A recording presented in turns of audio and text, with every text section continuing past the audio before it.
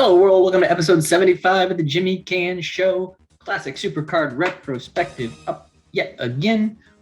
It is Great American Bash 89, the glory days. Let's discuss it. All right. This was an NWA event promoted by World Championship Wrestling held on July 23rd, 1989 from the Baltimore Arena in Baltimore, Maryland. Attendance was 14,500. This is their biggest crowd of the year so far, so that's a good thing for them. It was broadcast live on pay-per-view, later released on home video, courtesy of Turner Home Entertainment.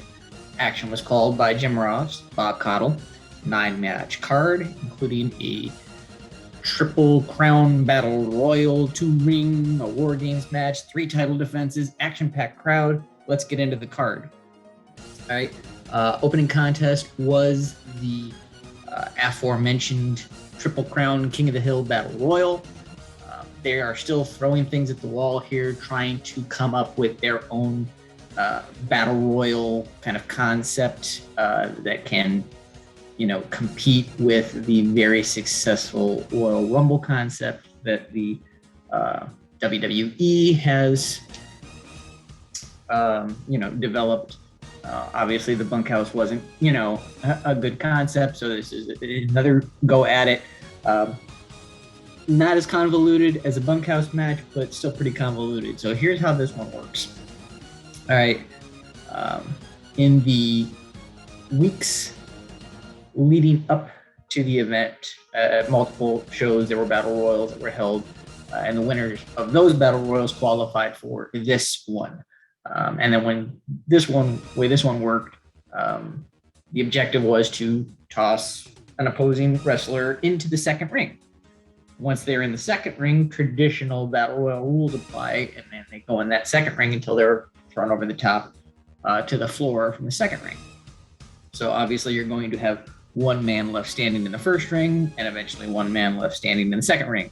Once you have 2 individuals left, those 2 are supposed to then have a one-on-one contest with the winner getting $50,000. Okay, got all that? All right. Yeah, this one doesn't hit either, and we don't see it last very long at all. The other thing that kind of made this thing not go, in my opinion, was the reuse of so many competitors that were on the card in other matches. I think only 4 of the 14 participants in this didn't have another match on the card. All of the participants in this one were as follows: Hot Stuff Eddie Gilbert, Terry Bam Bam Gordy, Scott Hall, Wild Bill Irwin, Flying Brian, Ranger Ross, Ron Simmons, Mike Rotunda, Rick Steiner, Scott Steiner, Dr. Dusty Williams, Kevin Sullivan, Sid Vicious, and Dan Spivey. Again, I'm not sure, why so many performers, had to pull double duty on this night. Anyway, long story short, just surmise this match. The last 2 men standing were the tag team partners of Vicious and Spivey, the Skyscrapers. And before the quote-unquote match between the 2 of them could get underway to see who would claim the $50,000, their manager, Teddy Long, hits the ring, talks about them being all about unity, and that they are going to be co-winners and split the $50,000 prize money.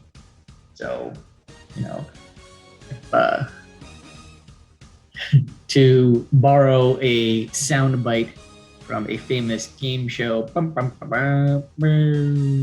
yeah, it just doesn't hit. Anyway, on to the next match on the card. We had a singles match between 2 of the individuals that were just in the Battle Royal. Flying Brian Pillman taking on Wild Bill Irwin. Singles match goes almost as long as that entire Battle Royal did. Pillman is dominated the majority of this match by the larger Irwin. They keep talking about, Pillman's grit and overcoming, all the hardships he's had to through his life, and then never say die attitude. And Pillman, uses his superior athleticism to get the win in this one, courtesy of a cross body from one ring into the next to get the 3 count and win the match. So there's that one. So 2 matches in, it's a pretty decent match, but so far a little underwhelming, but things will pick up. Next up, tag team contest. We are seeing the Skyscrapers again for the second time this evening. Sid Vicious, Dan Spivey with Teddy Long in their corner, taking on the team of the Dynamic Dudes, Shane Douglas and Johnny Ace. It's pretty obvious here. The Skyscrapers get this win in pretty dominant fashion, and you can really tell that, between the Battle Royal and now this, the promotion is really trying to build up Sid and Spivey as this next monster tag team in the promotion. I don't know if they felt the Road Warriors' luster had worn off, if they were having issues on contract negotiations, with them or what, I'm not sure. And they decided, they needed to start to think about grooming the next monster team or whatever, but it's pretty clear that's what's going on here. So, your winners in pretty dominant fashion for this second time this evening, the Skyscrapers. Next up is comedy match. It's a tuxedo match between Jim Cornette, Paulie Dangerously. For those of you unfamiliar with a tuxedo match, the objective is to strip the tuxedo off of your opponent, and the first person down to their underwear loses. The less said about this match, the better. It's 2 untrained individuals in a comedy match. Thankfully, it doesn't last very long. That's the best thing I can say about it. Obviously, Dangerously is portraying the heel in this one. Cornette, uncharacteristically, is the babyface. And, Dangerously uses powder early to get the advantage. For whatever reason, he tries to go back to using powder again later in the match. Cornette kicks his hand, knocking the powder back into his own face, where he proceeds to, strip down the writhing, bumbling Dangerously to his Fruit of the Looms, in which Dangerously hightails it to the back. So your winner, Jim Cornette. And this feud is finally put to bed. Thank goodness. Next up, we had a Texas Tornado tag match between Rick and Scott Steiner, the Steiner brothers, and the Varsity Club, Captain Mike Rotunda and Kevin Sullivan.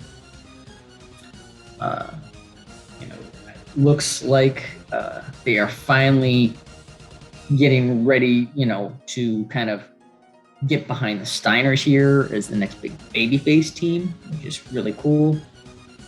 As the Steiners go over in this one, we see signs, that they are starting to push new tandems between, the Skyscrapers getting kind of the monster heel push, the Steiners getting the new babyface push. Looks like WCW is planning for the future. Wow, what a concept. So there's that. Next up, we have 2 title matches coming up here now, back to back. The first of which is for the NWA World Television Championship. Your television champion, Stinger, taking on Gary Hart's Great Muta. Muta, still undefeated since debuting. And, Sting is the youthful, way over charismatic babyface. So, this was a great match for only the 8 minutes that it lasted. But it is a sign of great things to come, not only for the future of this feud, but both men's careers in general. Really, you really see the trajectory and the upward momentum that both of these men have in such a short match. And it was a creative finish in this one as well to help build up their feud and prolong the feud. So what happened was referee Nick Patrick was taken out when Luger tried to red mist Sting, who dodged it, and it hit Patrick. Then, NWA senior official Tommy Young comes out to replace Patrick. Muda tried to deliver a spin kick, which Sting countered, and delivered a belly-to-back suplex to apparently win the match and retain the title. However, controversy surrounded the match as, in that belly-to-back suplex pinning combo, both competitors put their shoulder up at the 2 count. So, it wasn't a case of both men's shoulders being down for 3. Both men's shoulders were only down for 2, yet a 3 count was made, and Sting was declared the winner. The 2 referees argue over the decision after the match, all while Muda steals the championship belt and hightails it out of there. So, like I said, neither man looked weak in this one, prolonging the feud. It's building to something. Pretty good storytelling. Like I said, after a kind of shaky start with the Battle Royal, and the Irwin Pillman match was decent. The next tag match was a squash, comedy match. Tornado tag was pretty solid. This title match was pretty solid. We're trending in the right direction here. So next up, like I said, our second title match in a row. This one for the NWA United States Championship. Ricky the Dragon Steamboat challenging the champion, the total package, Lex Luger. Luger fresh off of his heel turn the previous month at the end of Clash. Not a long build to this one, but fairly decent match. This was a case of a match that actually played to both men's strengths. Steamboat using his speed, agility, and technical skills, while Luger relied on his strength and power. Finish, a little odd though, to be honest. So what happened was Luger brought in a chair after shoving the official. So right there, putting your hands on the official, grounds for disqualification, doesn't happen. Before he can use the chair on Steamboat, Steamboat gets the chair from him and uses it on Luger, thus leading to a disqualification win for Luger, so he retains via DQ, and Steamboat continues attacking Luger with the chair post-match. So it was kind of odd behavior to have your babyface be the one to utilize the weapon and get disqualified and continue utilizing the weapon. Just didn't make a lot of sense to me, especially, like I said, Luger had just turned heel. If you're really trying to get him over as a heel, why not have him, do those things, or, bring the chair in and have, and toss it to Steamboat, make it look like Steamboat did it, kind of doing an Eddie Guerrero thing, 20 some odd years before, Eddie would turn around and start doing that kind of stuff. The phantom chair shot to lead to the DQ, something along those lines to help him get over more as a heel. But, the decision was made and we got what we got. So next up is War Games. All right. So for those of you unfamiliar, War Games, 2 teams of 5, 2 rings surrounded by a steel cage with a roof. Contest starts. 1 member of each team enters the cage. They compete for 5 minutes. At that 5-minute mark, a member from one of the other teams, it's usually determined by a coin toss, and the babyface teams almost always lose the coin toss to give the heel the advantage, enters the cage, giving said team a temporary 2-on-1 advantage until, another 2 minutes is up in which case things even out. We keep going that way until all men are in the ring. Once all competitors are in the ring, the bell rings and the quote-unquote match beyond begins. At this point in War Games history, the match can only be won by submission. So, it's a War Games match. The two teams consisted of the Road Warriors, Animal and Hawk, who had Precious Paul Ellering with them, the Midnight Express, beautiful Bobby Eaton, Sweet Stan Lane with Jim Cornette, and Dr. Death Steve Williams. So there's your 5 on one side, your 5 on the other side. They're comprised of the Samoan SWAT team, Samu and Fatu with Paulie Dangerously, the Fabulous Freebirds, Michael P.S. Hayes, Jimmy Jam Garvin, Terry Bam Bam Gordy, Garvin and Hayes, obviously the current NWA World Tag Team Champions. So there are our competitors. Eaton and Garvin start things off. Surprise, surprise, like I said. Heels win the coin toss. Gordy enters next. Williams evens things up, followed by Samu and then Animal. Fatu comes in. Now we're 4 on 3 before Stan Lane evens things up at 4. Hayes is the final member of his team to enter, as Hawk is the final member of his team to enter. And now it is officially on. It is the match beyond time. And, once the actual match part of it, enters, it's not super long. I mean, obviously it takes 13 minutes to get everyone in the ring. And then the overall thing lasts 22. So we go to about another, 9 minutes after everybody's in the ring. And, the team of the Road Warriors, Midnight Express, and Dr. Death end up getting the win when Hawk made Garvin submit after, really working over his neck with a series of various different neck breakers before he finally gives up. So there's that. There's William Regal would say, War Games.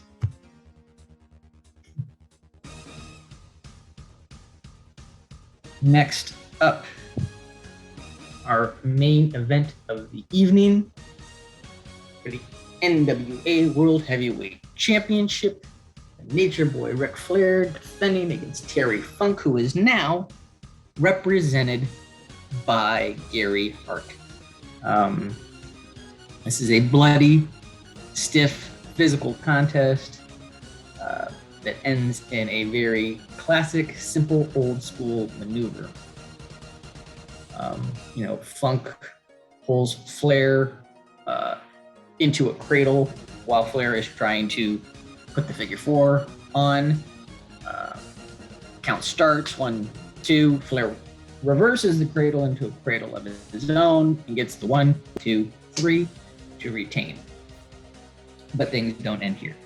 Like I said, Funk's now represented by Gary Hart. Who else does Gary Hart represent? Muta. Muta comes out, miss Flair, and then both men proceed to attack Flair, beating him down before Sting comes in to make the save. Flair recovers, and then the two baby faces, and fan favorites stand tall, to end the show. So there you have it. All in all, after kind of shaky start, a pretty solid show. So it was, 9 matches. Only 3 things really did hit, in my honest opinion. Right out of the gate, as mentioned before, Battle Royal. It's a muddied concept, and it didn't deliver on what it was built up to do. It said that you're going to have this contest and have 2 men standing at the end and then get a match out of it. And that's not what happened.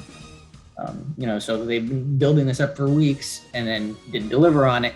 Not to mention that over 70% of the participants in that Battle Royal had other matches on the card. Why? You had other men under contract at this point that you could have utilized.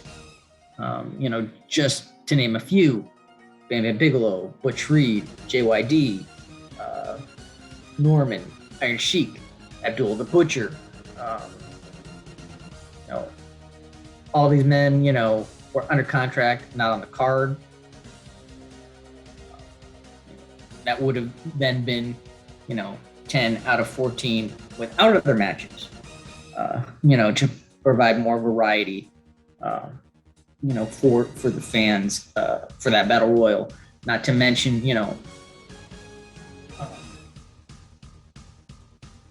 had a few other guys that you could have plugged in there. Granted, they just debuted and weren't getting over, the Jim Herd ding dongs. There's two other ones you could have thrown into that. I'm sure the fans would have loved to see them get thrown out of a ring. But anyway, so like I said, that didn't hit. The tuxedo match, yeah, really didn't need to happen. Like I said, it was kind of pointless. The best thing I can say about it is, that it was short and it ended that feud. And then the other thing that didn't hit was, as I mentioned before, the ending of that U.S. title match and the kind of heelish behavior of Steamboat, which is out of character for him. Would have made a lot more sense to have Luger doing a lot of those things to help, solidify his heel turn. But the rest of the card was really good. Pillman showed his future star ability, as did the Steiners, Luda, and Sting. All fantastic.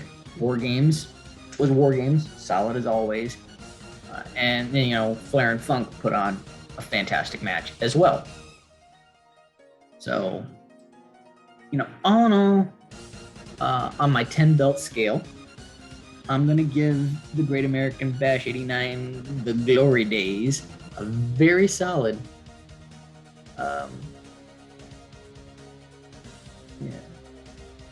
7. It's a good 7.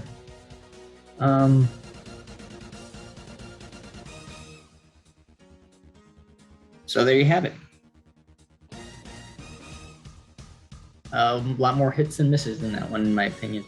So next up in the classic retrospectives, we will discuss SummerSlam 89, Feel the Heat. So hope you're enjoying these.